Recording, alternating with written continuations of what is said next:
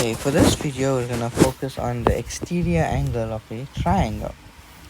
The exterior angle of a triangle is a theorem that we can use to calculate an angle outside a triangle using angles that are inside a triangle. But in order to understand that, let's just look at a normal triangle first. In this triangle we have three sides, which is what a triangle is, a shape with three sides. A triangle also has three angles. The three angles in this triangle are given as 50, 60 and 70 degrees respectively. Now we need to try and understand what or where the exterior angle is. Where would the exterior angle of this triangle be? So the concept is that you take any one of these lines of the triangle and you simply extend it. So let's say this line here. Let's extend this line in this direction. What do we have then? We have a triangle with a long line over there. So it's extended that way. Alright, something like that. Now we can find an exterior angle, and that exterior angle is this. This is your exterior angle. It's outside the triangle and it's connected to the triangle on one side and an extension of another side of a triangle. So it's connected to the extension of this side and it's connected to the triangle on this side. That is the exterior angle of a triangle. Now the theorem states that the exterior angle of a triangle, so the exterior angle of a triangle is equal to the sum of the interior opposite angles. So basically the exterior angle of a triangle is equal to the sum of the interior opposite angles. So this is our exterior angle. All right, let's just bring this up here so we can have a look at it. So this is our exterior angle that we're talking about here, and they're saying that that angle is equal to the sum. That means it's equal to some plussing of some things, right? We're gonna take something, we're gonna plus something else, and it's equal to this angle here. It's equal to that angle there. And what are we plussing? We're plussing the interior opposite angles. Now what is an interior opposite angle? You stand, this is at your exterior angle, so you'd need to first go interior. Interior simply means inside the triangle. So you're standing at this angle, you have to first go inside the triangle, and this is the easiest way. Just jump into this corner, and then you'd have to go opposite from there, which would be here and here, and it's those angles, 70 and 60 in this case. So this angle here would equal to 60 plus 70, which would equal to 130 degrees. So recap, you first gotta jump into the triangle, then once you're standing at that angle, you look at the angles opposite that and add them together. The exterior angle of a triangle can exist anywhere. For example, one triangle could have a line extended this way, and this would be your exterior angle. Or you could have it extended this way, where this is now an exterior angle. You can also have an exterior angle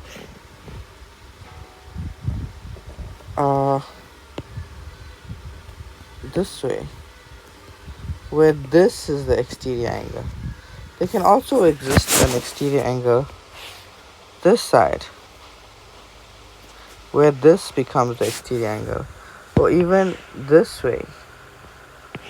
So there's no limit on where the exterior angle can be. It can be anywhere, but whatever the case is, you've just got to follow the process. If you're looking for this angle, jump into the triangle, look across and add those two angles.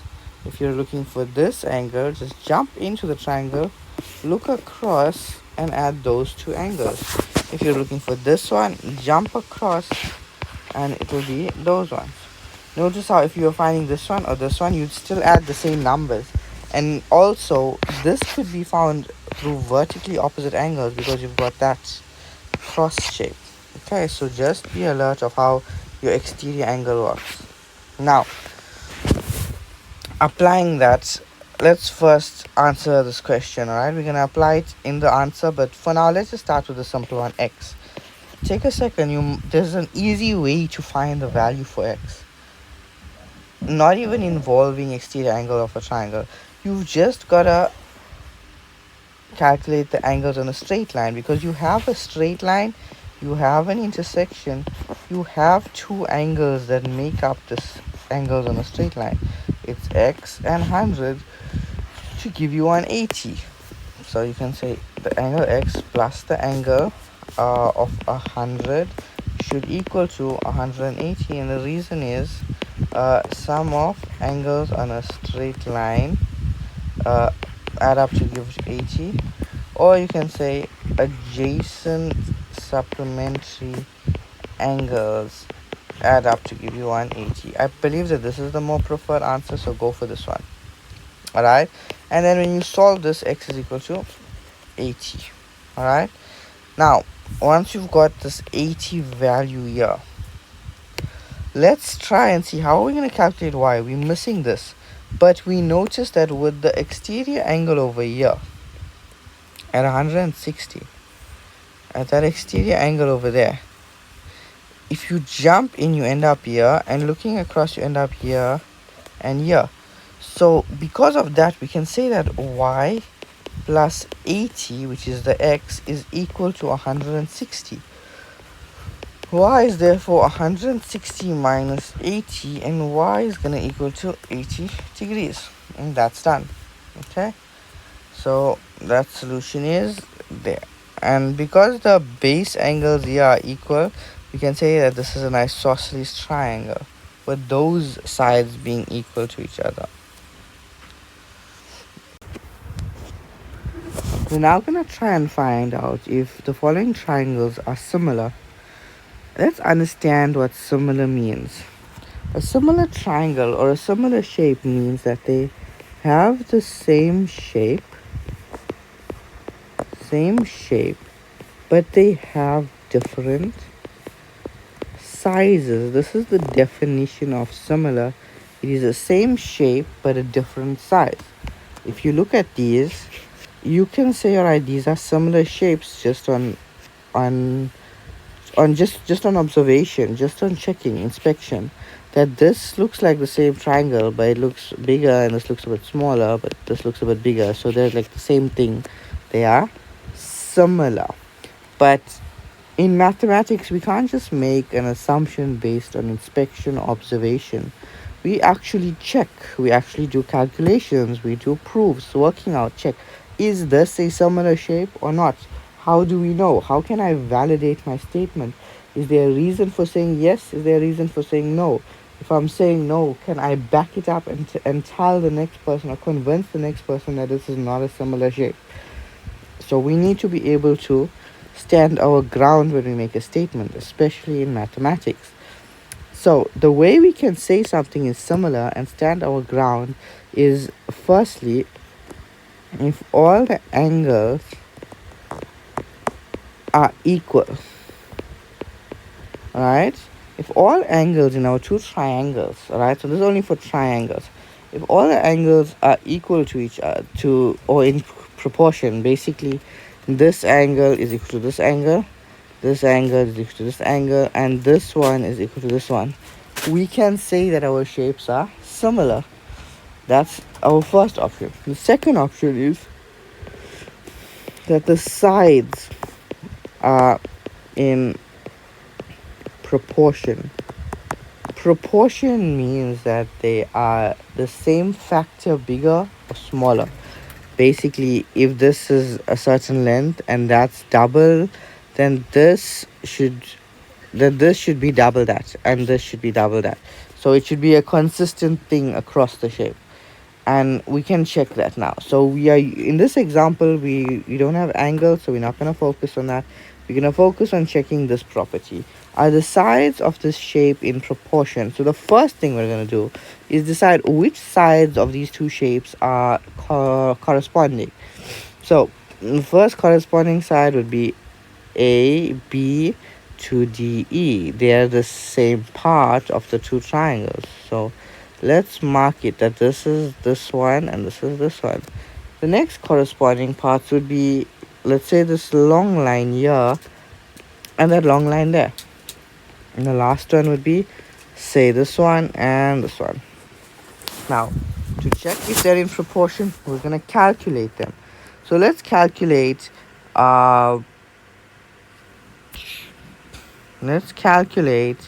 the green ones first, alright? The light green one. So we can say we'll calculate basically AB over DE, because this here is AB and this is DE. So we're going to divide them. AB happens to be 3 and DE happens to be 5. We can't simplify that fraction anymore. We're just going to leave it at that, alright? The next one, let's do the dark green ones. So this is this AC in DF. So let's do that. AC over DF is equal to 10 over 13. This can't be simplified anymore. So we're going to leave it at that. And the last one will be the blue one, which is BC over EF. So it's BC over EF. BC is 4 and EF is 12.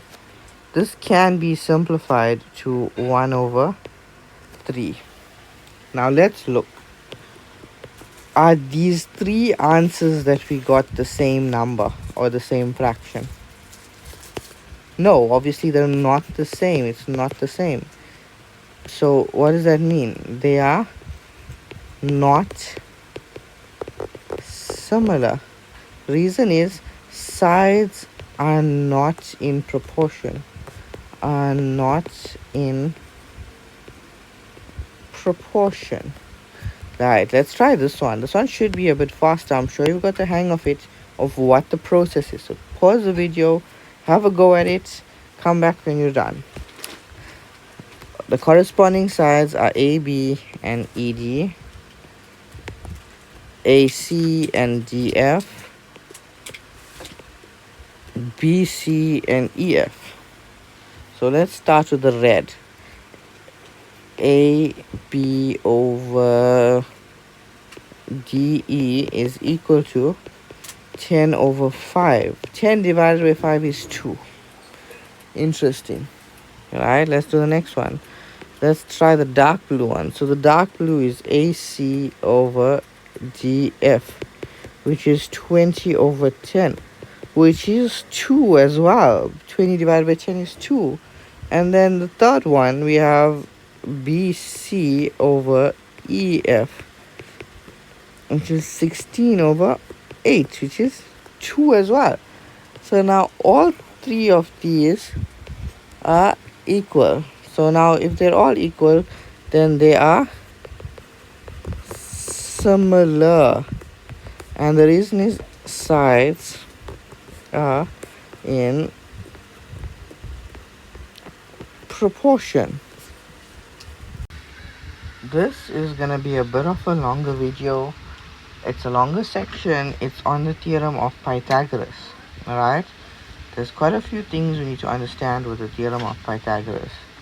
The first thing is the word hypotenuse. The word hypotenuse refers to the longest side of a triangle. The hypotenuse is found in a right angle triangle, and the hypotenuse, as we said, is the longest side. Alright, is the longest side. Just looking at this triangle, you can obviously guess which is the longest side. It's no biggie. The longest side will obviously be this side. It just looks like the longest side, but we have a way of identifying that. The longest side of a right angle triangle, the hypotenuse, is always opposite to the 90 degree. So you find the 90 degree, it's the side opposite that's called the hypotenuse. Now let's look at these two triangles. Which one is the hypotenuse? So on the triangle on the left, it's the side here, AC. I'm gonna mark it with H for hypotenuse, or HYP. And on this triangle, again, it's this one opposite the right angle. We can see that quite clearly. Awesome. Now that we have our hypotenuse, let's go into the definition of Pythagoras. The theorem of Pythagoras states that the square of the hypotenuse of a right-angled triangle is equal to the sum of the squares of the other two sides. So we start by understanding that the square of the hypotenuse, this is the key thing here. So the square of the hypotenuse of a right angled triangle. So this only works for right angled triangles because the theorem states that it's only for a right angled triangle, is equal to the sum. Remember, sum means plussing something. You plussing the squares of the other two sides. Here we go. So let's dive into this a little bit. Let's first understand this side is AB, BC, and AC. Alright, so let's have a look at this now. Which is our hypotenuse? Our hypotenuse is AC. So what does our theorem state? Our theorem states the square of the hypotenuse. So the hypotenuse we said is AC squared. So the square of the hypotenuse means you take the hypotenuse and you square it. So we've done the square of the hypotenuse. We know it's a right angle triangle, the little square is equals, right? So let's put an equals to sign in our statement. Equal, right, to the sum. All right, something is getting plussed here, so let's plus something, and it says squares. All right, so that means two numbers squared are gonna get added here, and it's the other two sides. All right, so if we use this side, we now gotta use this side and this side. So it's side A B and BC. So it's A squared equals to AB squared plus BC squared. Let's have a look again. The hypotenuse once again is AC. So AC squared. So that's the square of the hypotenuse is equal to the sum of the squares of the other two sides, which are AB and BC. There you go. Now let's see how that affects us. So now we check our diagram. Do I have the length of AC? No, so I'm gonna bring AC squared down equals. Do I have the length of AB? Yes, it's 3, so it's 3 squared plus. What about the length of BC? Is 4 squared.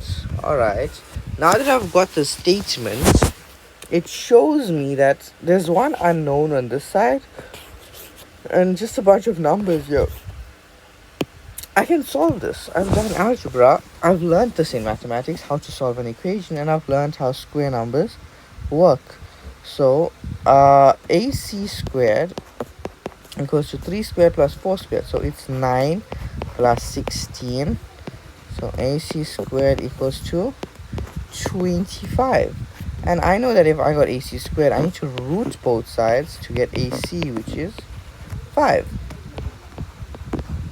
units. And that's done. So AC in this triangle has to be 5. So what did the theorem of Pythagoras help me to do? It was able to take a right angle triangle and use the two sides that we know to find the third side. Whether we have the hypotenuse or we're looking for the hypotenuse is irrelevant. Pythagoras helps you take two sides and find the third side. Let's remember that. Now what happens here in this question? We got two sides. This time we have an hypotenuse and we're missing one of the shorter sides, but that doesn't matter. We're just gonna do the same things, the same process. So we set up our equation. The hypotenuse squared is equal to the sum of the other two sides squared, and we'll fill it in now. AC is equal to 13 because we can see that it's 13 in the diagram. AB is 12 in the diagram, and BC is unknown. 13 squared is 169 and 12 squared is 144 plus BC squared. We we know what's the difference from this and the other one. In this case, the unknown is not here, it's here, but that doesn't matter. We just got an equation. You know maths, I know maths. We can do some solving. We can just solve for BC. How do you solve for this now? You'll move the 144 over and make it negative. So now you've got 169 minus 144 equals to BC squared. Right, and then that's 25 is equal to BC squared, and you take the root of both sides, and then BC is equal to 5 units. Alright, so this is also gonna be 5. There we go. And that is done on understanding the theorem. Now, this is why we had to understand it, because I gave you this question. So let's look at the first triangle here. Let's start there. That is a right angle triangle. The hypotenuse of that triangle is that line there. Okay, so this line here is the hypotenuse. We don't know that line, but we know Pythagoras. Pythagoras says the square of the hypotenuse, which is in this case a squared, is equal to the sum of the squares of the other two sides, which is 3 squared plus 4 squared. So we're just following Pythagoras. 9 plus 16, a squared is equal to 25. The root of that, a is equal to 5, and that's good to go. We can put in 5 into our diagram. Right, we've got that one. Now we need to move on. Now we can look at this triangle here. Now when you look at that triangle, the hypotenuse is that line because it's opposite the right angle. So in this question now, the hypotenuse is the 5. So let's put it over here. 5 squared, the square of the hypotenuse is equal to the sum of the other two sides squared. So this time 4 is in that triangle because 4 is on this line, and v is here, so it's v squared. So it's gonna be 25 is equal to 16 plus v squared. 25 minus 16 is equal to v squared. 9 is equal to v squared, and the square root v is equal to 3. So v is equal to 3. There we go. Now that we're done with that one, we need to move on again. Look at this triangle now. Are you seeing what's happening? We're just using Pythagoras. Why? Because of the right angles. By the way, if there's a right angle here, this is a straight line. So this is 180. If there's 90 on this side, there has to be 90 on this side. If there's 90 on this side, on the straight line, there has to be 90 on this side and 90 on this side. So once you got a 90 on an intersection, everything there is basically a 90 degree. Alright, so these are all right angles. Okay. Now, looking at that blue triangle, the square of the hypotenuse. So in that triangle, the hypotenuse now is at 5, isn't it? Across the right angle. So 5 squared equals to, now we have 3 squared plus w squared. How's that? 25 equals to 9 plus w squared. W squared is equal to 68 because you move the 9 across and change the sign. Take the root of that. W is equal to 4. Equals to 4. Let's move on again. Oh, I just realized I never give you a thing for this one here. Let's call this y, z. Let's put a z here, right? So we need to solve for z as well. Let's do this triangle now.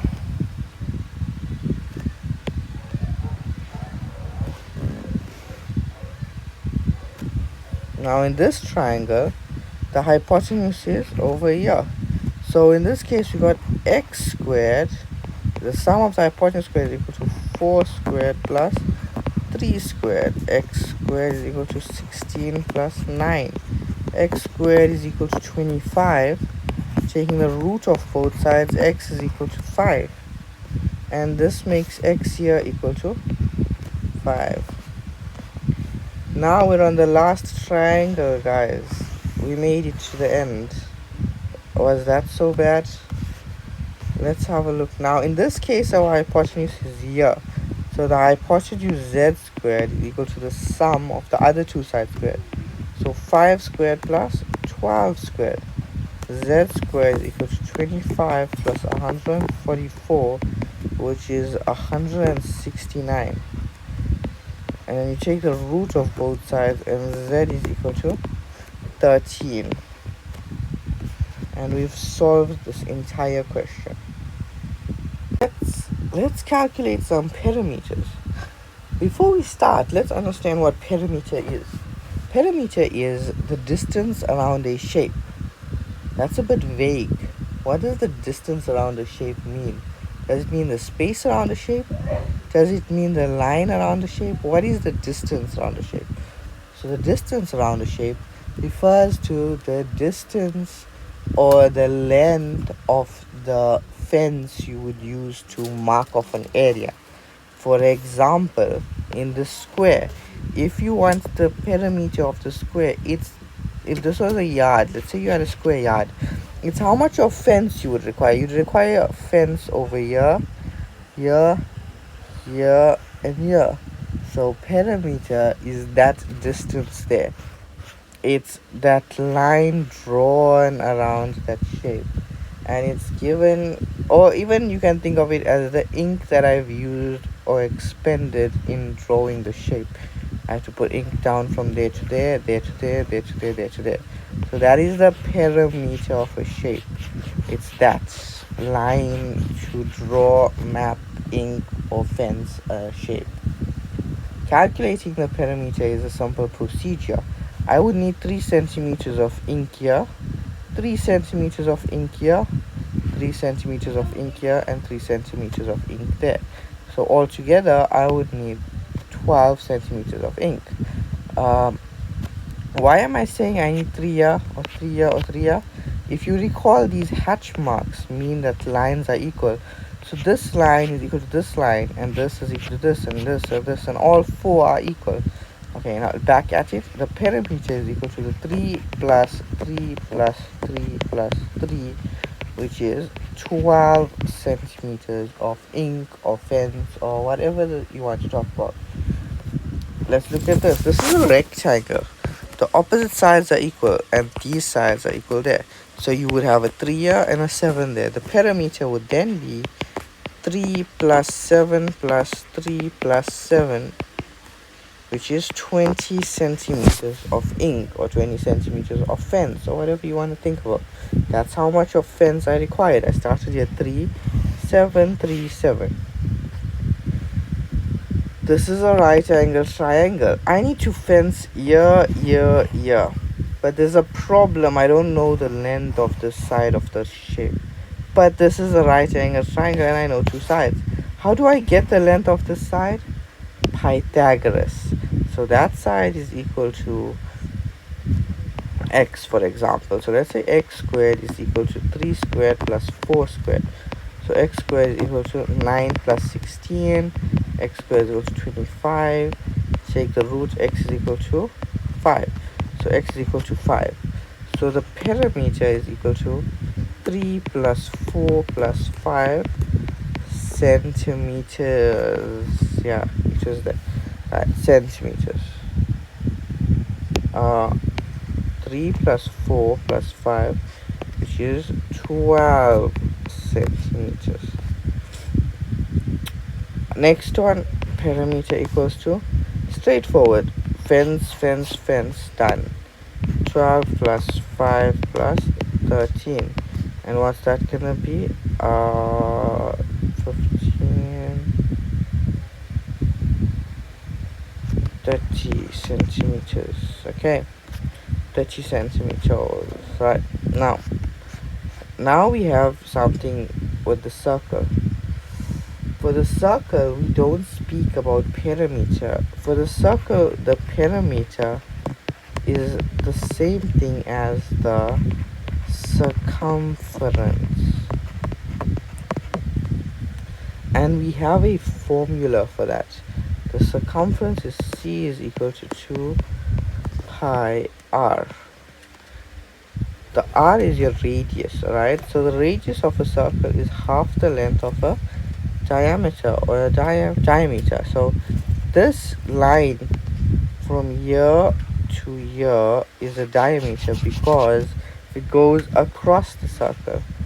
We've covered this in a previous video about diameter and radius. So if this 10 is your diameter, then your radius will have to be 5.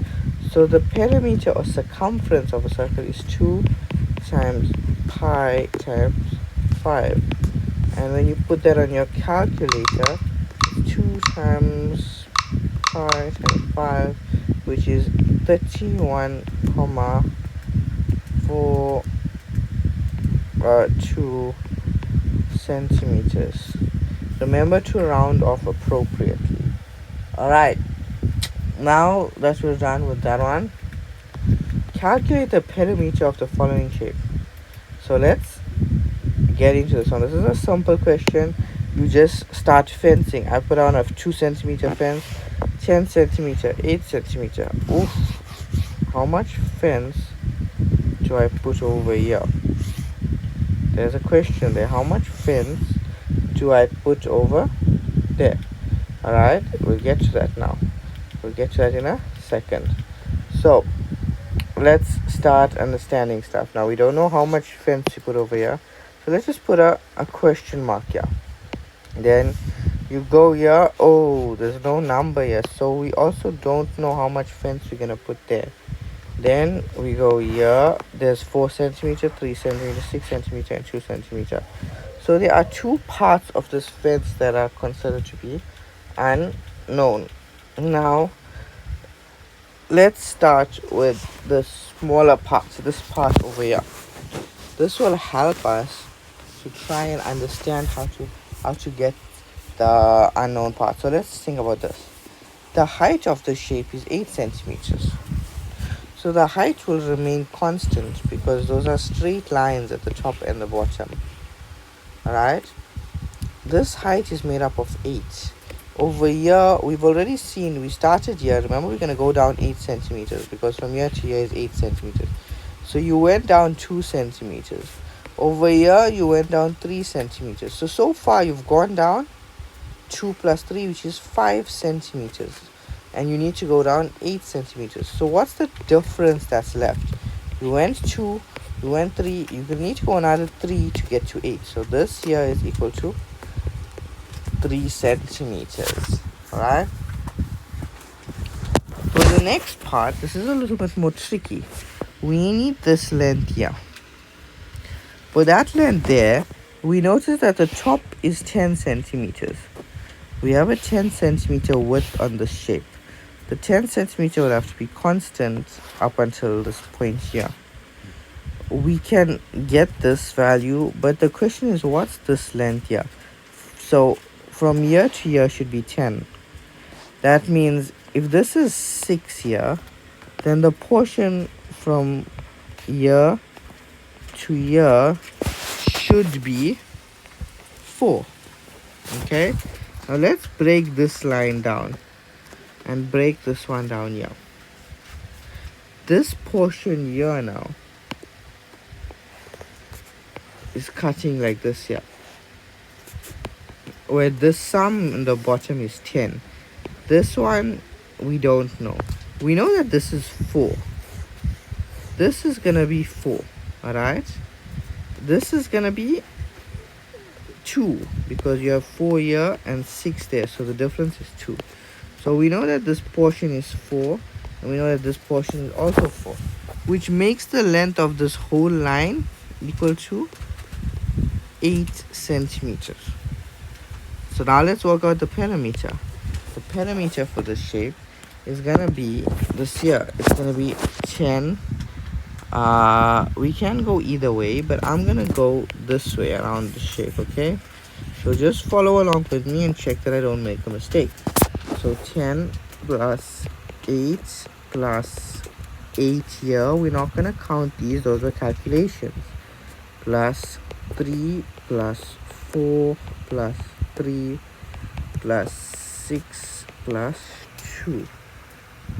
And when you add all that together, you should get about 44 centimeters. Okay, and that's the perimeter of that shape. The next concept is on area. Area is a way to say how much space a shape covers. For example, if you got a page and you draw a circle and you color it in, now that circle on that page is no more available to write on. You can't write here because it's colored in. You can write here or here or here, but a portion of the space of that page has been used up and taken away from the overall space of that page. So the area of that circle is what was taken away from that page, from the area of that page. So let's look at a shape. The area of a square is the amount of space it takes up. It's the amount of ink used to color it in. So whereas perimeter is the ink to draw, area is the ink to color. Alright? That's the concept. Now, the area of different shapes have different formulas. The area of a square is A equals side squared, or A equals length times breadth, but the length and breadth are the same for a square. So let's look at what that means. The area of the square is equal to 3 squared, which is 9. Area is given in units squared, so 9 centimeters squared. Or if we did the other formula, A is equal to 3 times 3, which is 9 centimeters squared. The area of a rectangle is equal to length times breadth. This can be the length and this can be the breadth. 7 times 3, which is 21 centimeters squared. The area of a triangle is half times the base. This is not breadth, this is base, times the height, but not any height, the perpendicular height. That means that the base and the height need to be perpendicular. So let's look for perpendicular lines in our triangle. It's this one and this one. So this can be our base and this can be our height. So half times 4 times 3, which is 6 centimeter squared. Let's look at this one. Area equals half times b times perpendicular height. If you find perpendicular lines, there's one here, sorry, there's this one and this one, so they are perpendicular, so it will be a half times 5 times 12, which would be 30 centimeters squared. So I'm just assuming you're working with centimeters for all of them. Now, let's do the area of a circle. The area of a circle has a formula. A equals to pi r squared. R is the radius. We said that the 10 is the diameter, so radius is 5. So A is equal to pi into 5 squared. So it's pi into 5 squared, which is 78,54 centimeter square. And that's the area of the circle. We're on the last and final question. After this, you just gotta keep going through your revision, prepare, go through your notes, study your definitions, formulas, examples. Make sure you're ready for the exam. Now, question A, calculate the area of the shaded part. We've got a rectangle and there's a bit of a rectangle inside it, and you want this area here.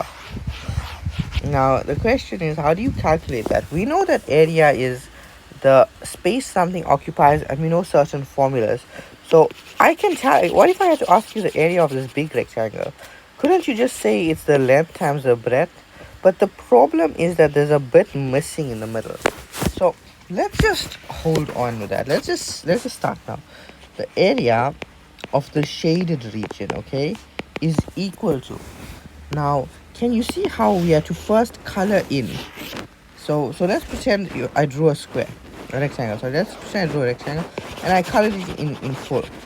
And then I drew a shape in that colored thing, and I took my eraser and I erased this little coloring here. I would end up with this. So I'm gonna pretend that's the procedure I'm gonna follow. I'm gonna color in a full shape, a full rectangle, which is gonna be the area of a rectangle, but let's take the big one, alright? The rectangle big. And then I'm gonna erase the small rectangle. It's like I took a rubber and I erased it so that this part is shaded and this part is empty. Minus, so I'm gonna minus or erase that by minusing the area of a rectangle that's small. The area of a rectangle is given by the formula length times breadth minus length times breadth. The length and breadth of the big rectangle is 10 times 6, and the length and the breadth of the small rectangle is 4 times 2, because this is in the small one and these are in the big one. Alright, now 10 times 6 is 60 minus 8, so your answer is 52, whatever units this is, centimeter squared. Alright, 52 centimeters squared. So that's it. That's the process. Imagine coloring the biggest shape there is and then start minusing things as you require. Let's go again. What's our biggest shape here? It's a rectangle. So let's start. Our area of the shaded is equal to, now this area of this rectangle, we color the full rectangle and then we minusing a triangle over here. We minusing a triangle. So minusing the area of a triangle, and then there's also a circle that we ended up erasing for some reason, and then you're gonna minus the area of a circle as well. Now let's fill in the formulas for these. The area of a rectangle is length times breadth. The area of a triangle is half base times height, and the area of a circle is pi r squared. Now let's fill these in. The length of that rectangle is 12 and the breadth is 5, so 12 times 5 minus the area of the triangle is a half times the base, we can see is 5 because the rectangle is right angle there. The base is 5 times the height. This is the height, but there's hatch marks here. Hatch marks mean lines are equal, so this half, this line is equal to this line. So this line is equal to this line. Now this whole thing is 12, so basically we're splitting it in two. So that makes this side 6 and this side 6, because the whole thing is 12 and we split it in half. So the height here is going to be 6 minus pi, now r squared. Now what's our r? Oh, okay, they've given it to us straightforward. It's the radius here, it's 3. So there's that. And we'll type this whole thing onto our calculator, alright?